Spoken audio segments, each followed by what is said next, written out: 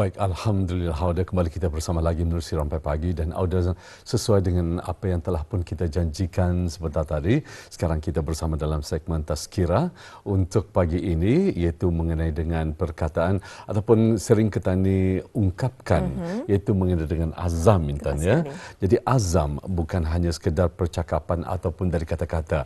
Jadi ini akan dikupas dan juga dijelaskan oleh tetamu kita bersama kita di Studio Rampai Pagi pada pagi ini, iaitu Yang Mulia Tuan Ustaz Muhammad Safwan bin Muhammad Sufyan, merupakan penolong pegawai perkembangan agama Pusat Dakwah Islamiyah.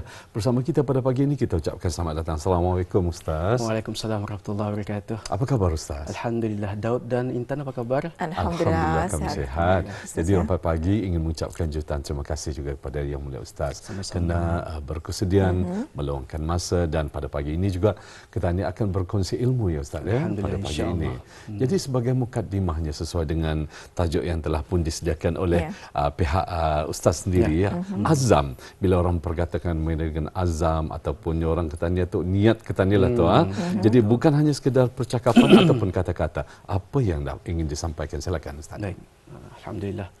Terima kasih Daud. Sama-sama. Bismillahirrahmanirrahim. Alhamdulillahirabbil alamin, wassalatu wassalamu ala sayyidina Muhammad wa ala alihi wa sahbihi ajma'in. Rabbi shrah li sadri wa yassir li amri wahlul 'uqdatam min lisani yafqahu qawli. Bismillah tawakkaltu 'ala Allah wa la haula wa la quwwata illa billahil aliyyil azim. Amma ba'd. Alhamdulillah, bersyukur kita ni kehadirat Allah Subhanahu wa taala kerana dengan izinnya kita ni dapat bersua pada pagi ini bersama Daud dan Intan juga, dan bersama para penonton yang dirahmati Allah sekalian.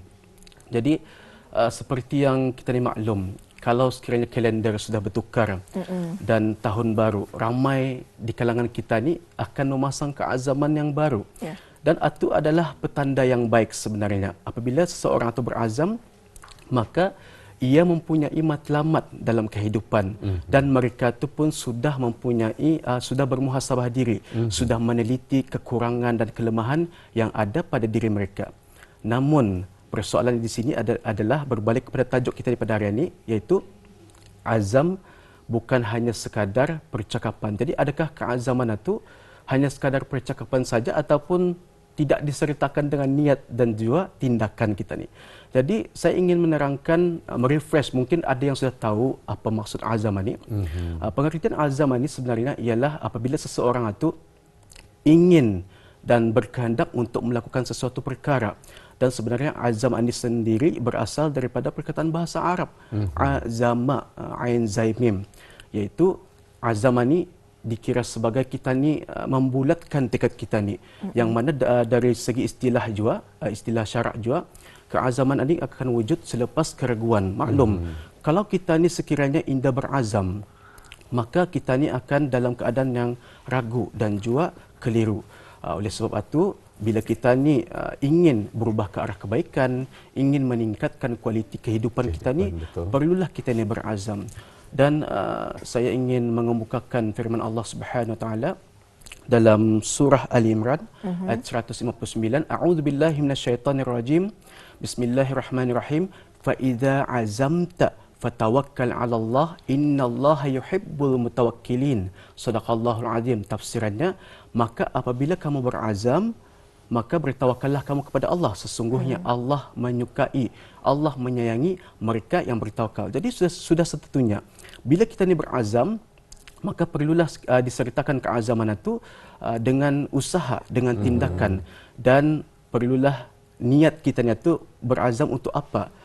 Kita ni selaku umat Islam perlulah menyandarkan segalanya kepada Allah Subhanahu wa taala. Allah Subhanahu wa taala bersifat kekal, dan kita ni pun mengharapkan bahawa keazaman kita ni itu akan berpanjangan, kekal di sepanjang kehidupan kita ni. Jadi itu yang dapat diutarakan sebagai mukaddimah. Betul sekali, ya. Jadi intinya betul kata Yang Mulia Ustaz, ya. Azam ini perlunya kita ni juga sertai dengan istiqamah, ya Intan, ya. Betul sekali, ya. Dan juga ni Yang Mulia Ustaz, apabila kita bercakap mengenai dengan azam ini, ia bukan hanya sekadar percakapan, tetapi kalau secara general ia antara janji kepada diri sendiri kali, yang dibuktikan dengan tindakan dan juga konsisten. Tapi kadang-kadang dalam kita ni berazam, sekarang usaha kadang-kadang terhenti di pertengahan jalan disebabkan kita ni sukar untuk konsisten. Ya, sehingga keazaman itu hanya tinggal kata-kata. Jadi bagaimana ni Ustaz cara untuk kita ni konsisten ataupun mempertahankan azam tersebut sehingga ia tercapai? Baik, terima kasih Tan atas soalannya. Jadi untuk kita ni berazam, dalam kita ni berazam untuk berubah ke arah kebaikan, untuk meningkatkan kualiti kehidupan kita ni, pentingnya untuk kita ni memaksa diri kita ni sebenarnya. Memaksa diri bukanlah memaksa sehingga kita ni terbeban, bukan, tapi memaksa untuk kebaikan kita ni. Yaitu berdasarkan daripada surah Al-Ankabut ayat 69, A'udzubillahi minasyaitonirrajim. Bismillahirrahmanirrahim. Walladzina jahadu fina lanahdiyannahum subulana wa innallaha lama'al muhsinin. Iaitu tafsirannya, dan orang-orang yang berjihad untuk kami tentu akan menunjukkan kepada mereka jalan-jalan kami, dan sesungguhnya Allah benar-benar beserta dengan orang-orang yang berbuat kebaikan. Jadi sudah setentunya orang berazam ni sudah setentunya intentionnya ataupun niatnya untuk kebaikan. Tapi kalau sekiranya ada orang yang berazam untuk sesuatu yang buruk, sesuatu yang tidak baik, jadi mungkin itu terdapat sesuatu tidak kena dengan hati dan minda seorang itu. Dan dengan memaksa diri ini, sebenarnya kita ni perlu memaksa diri kita ni dan yakin bahawa Allah Subhanahu Wa Taala akan membuka jalan kepada kita ni. Dan kalau kita ni tidak memaksa diri kita ni, masih lagi di dalam zona selesa, santai-santai, relax dulu, tunda dulu, minggu depan tah, hari Isnin tah, bulan depan tah. Jadi kita ni tidak perlu menunggu minggu baru, bulan baru ataupun tahun baru sebenarnya untuk azam ni. Kita ni boleh melakukan bila-bila masa saja. Bila sudah terdetik dalam hati kita ni, kadang-kadang hidayah turun daripada Allah untuk kita ni ingin berubah ke arah kebaikan, maka daripada sanatah kita ni perlu menyegerakan keazaman tersebut. Manakala yang kedua ialah kita ni perlulah sentiasa istiqamah, lurus tu, konsistensi dalam untuk mempertahankan azam dan mencapai kejayaan dalam azam kita ni tu.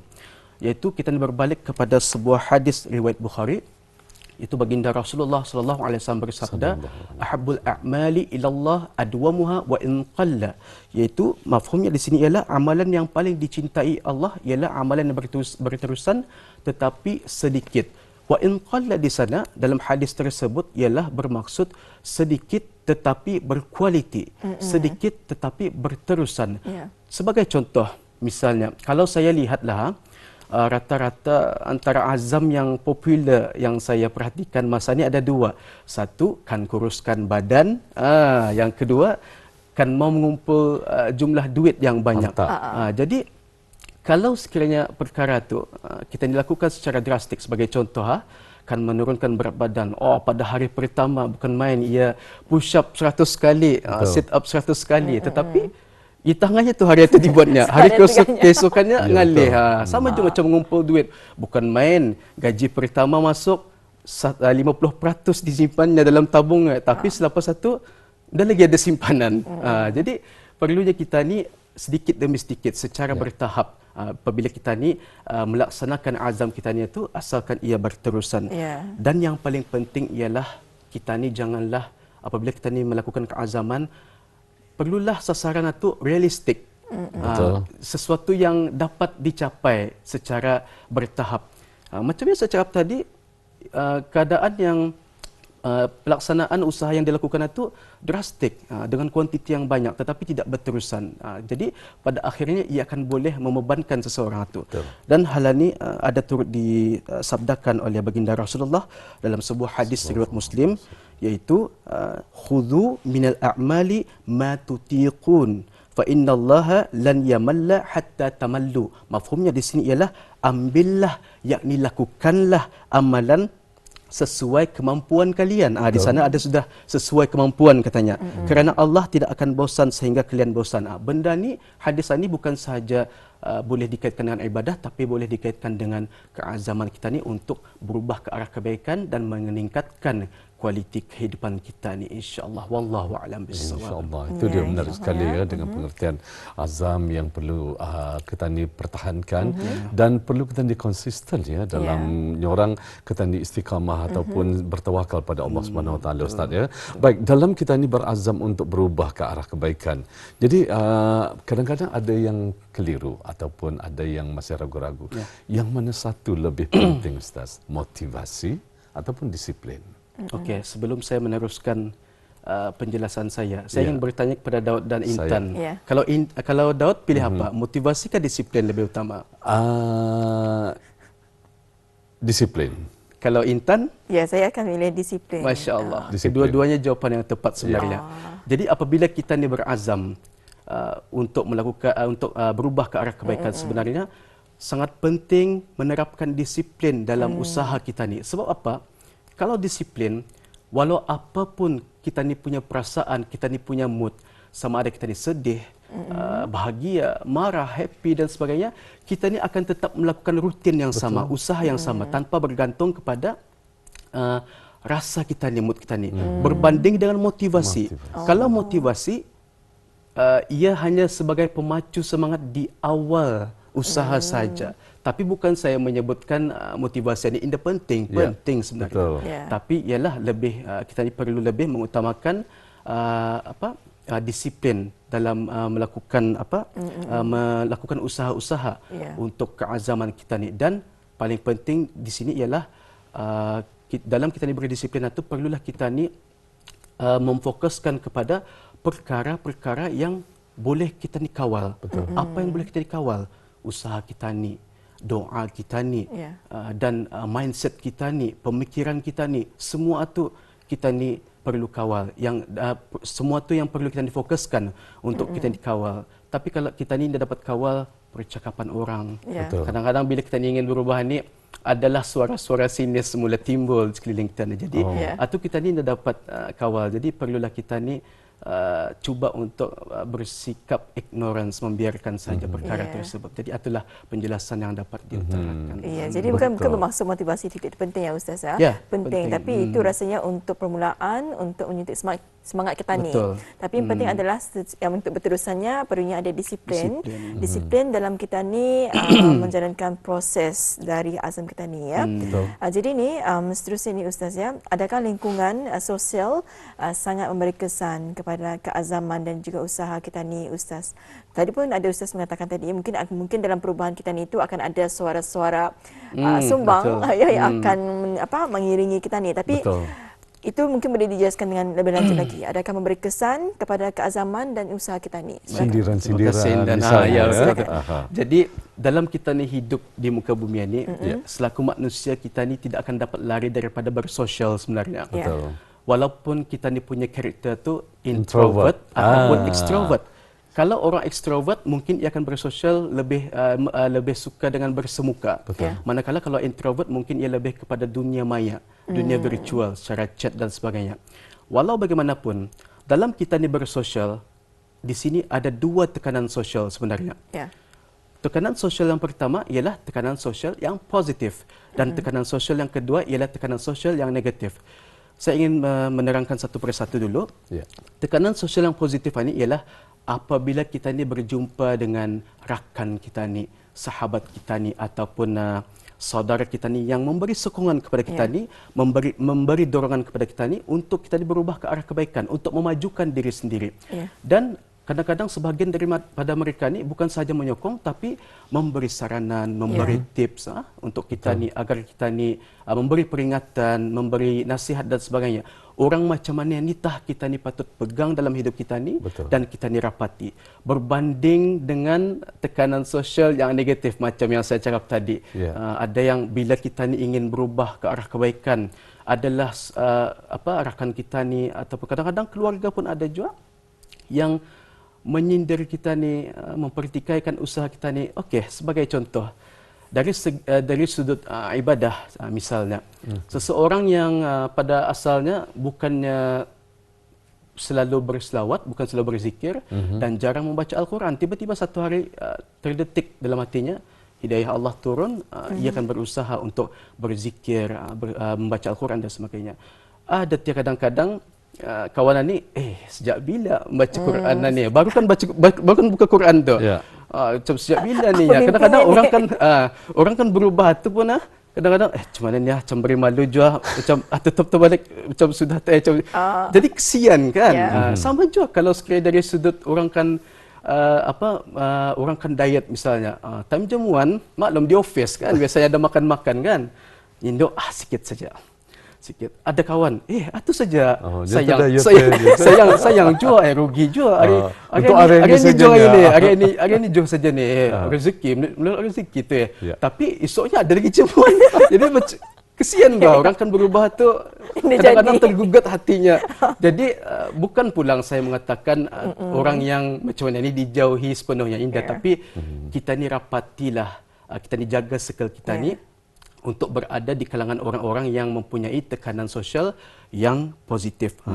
Ini berbalik juga kepada sebuah hadis baginda Rasulullah sallallahu alaihi wasallam dalam hadis riwayat At-Tirmizi, iaitu daripada Abu Hurairah radhiyallahu an, baginda Rasulullah sallallahu alaihi wasallam bersabda, "Al-mar'u ala dini khalilih falyanzur ahadukum man yukhalil." Mafhumnya di sini ialah seseorang itu berada di atas agama sahabat karibnya, maka hendaklah salah seorang daripada kamu mengetahui dengan siapa dia berkawan. Jadi tidak lain dan tidak bukan hadis ini mendekankan mengenai circle kita ni, lingkungan kita ni, dengan siapa kita ni berkawan, saudara kita ni dan sebagainya. Dan kadang-kadang manusia ni yang di sekeliling kita ni ada yang berfungsi sebagai penawar. Betul. Ada yang berfungsi sebagai racun dalam kehidupan kita ni. Jadi kita ni telah diberikan akal, kita telah diberikan hati, gunakanlah kebijaksanaan untuk memilih yang baik dan yang buruk. Betul. Itulah wallahu a'lam bissawab. Yang baik akan berkesannya kepada kehidupan kita ya. Betul. Jadi ni Ustaz ya, mengenai dengan azam ini, adakah azam ini perlu diumumkan atau cukup disimpan sebagai komitmen peribadi? Kalau menurut Ustaz sendirilah, pendapat macam mana? Kadang-kadang ada macam media sosial, New Year, New Me. Contoh kan. Jadi adakah perlu diumumkan ataupun kita disimpan saja untuk diri kita?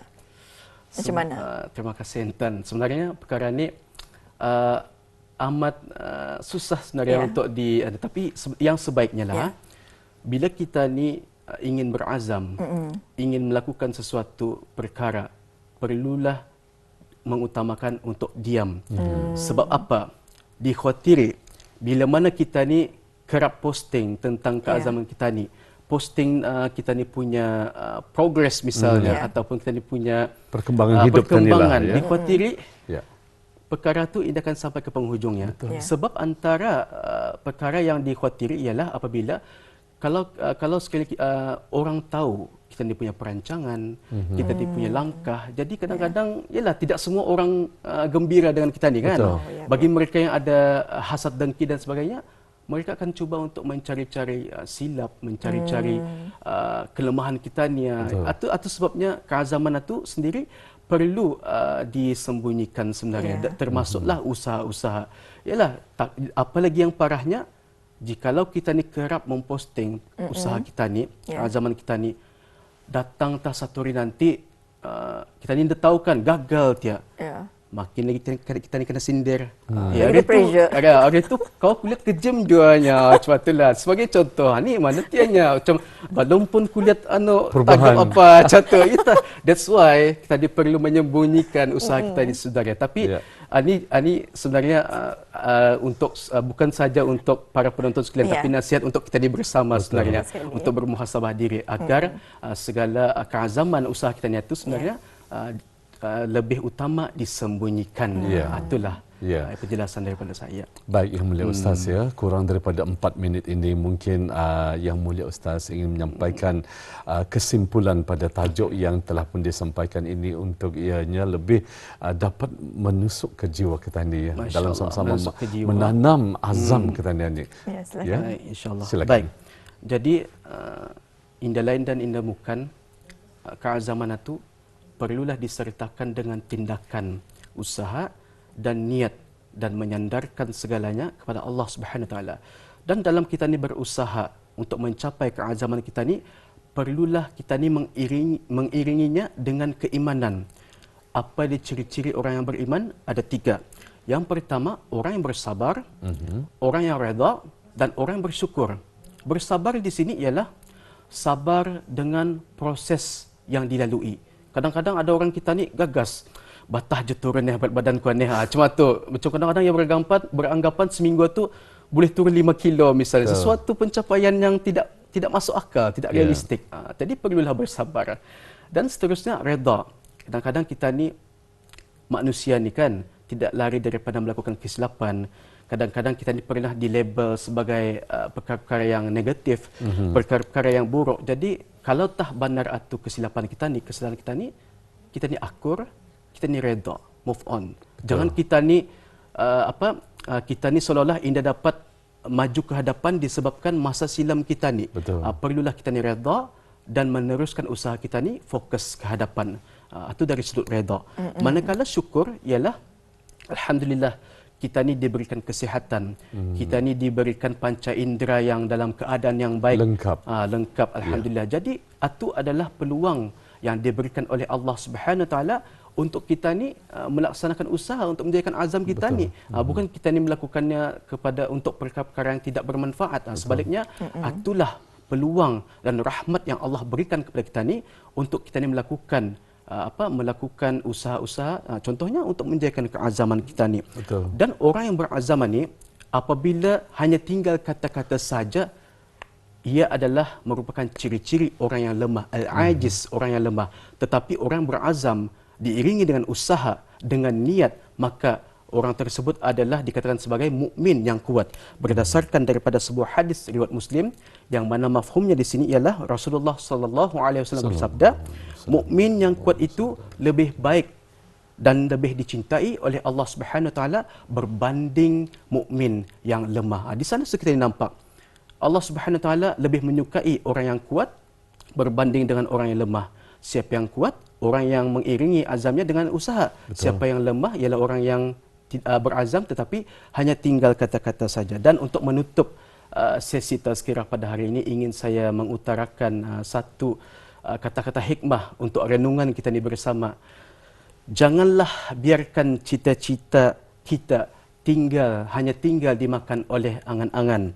Akan tetapi laksanakanlah tindakan agar membuahkan keberhasilan. Jadi itulah mudah-mudahan ia menjadi pemacu semangat untuk kita semua, insya-Allah. Wallahu a'lam bissawab. Seronok sekali Intan ya.